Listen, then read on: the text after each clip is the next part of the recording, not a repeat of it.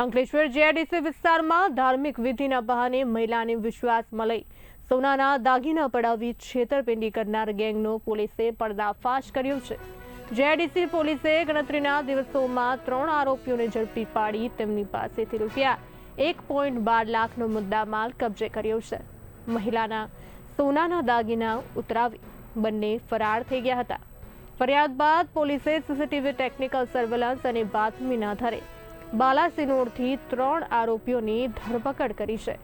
પોલીસે વધુ તપાસ હાથ ધરી છે।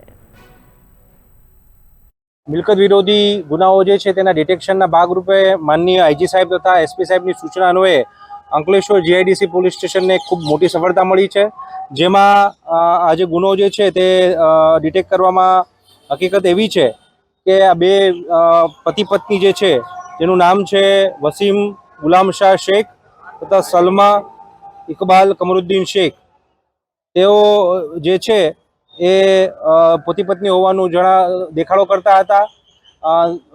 જતા વ્યક્તિને ધાર્મિક વિધિમાં રસ હોય તેવી વ્યક્તિને એપ્રોચ કરી તેમને વાતોમાં ઉલઝાવી તેમને લલચાવી ફોસલાવીને તેમની પાસેથી સોના ચાંદીના દાગીના કે રોકડ જે પણ હોય તે પડાવી લેતા હતા। તેને પોતાની વાતોમાં ફસાવી અને આ રીતનો ગુનો આચરતા હતા, જેમાં ગુનો દાખલ કરી જીઆઈડીસી પોલીસ સ્ટેશને અલગ અલગ ટેકનિકનો ઉપયોગ કરી અને ગુનાનું ડિટેક્શન કર્યું છે અને આ તમામ મુદ્દામાલ છે કબજે કરવામાં આવ્યો છે, જેમાં મુદ્દામાલ લેનાર દક્ષેશ કુમાર મહેન્દ્રભાઈ શાહ કે જે સોની છે તેનું પણ જે બાલાસિનોરના છે તેને પણ આમાં આરોપી તરીકે લઈ અને આગળની કાયદેસરની કાર્યવાહી કરવામાં આવી છે। કુલ 1,12,000 જેટલો મુદ્દામાલ જે છે એ રિકવર કરવામાં આવ્યો છે।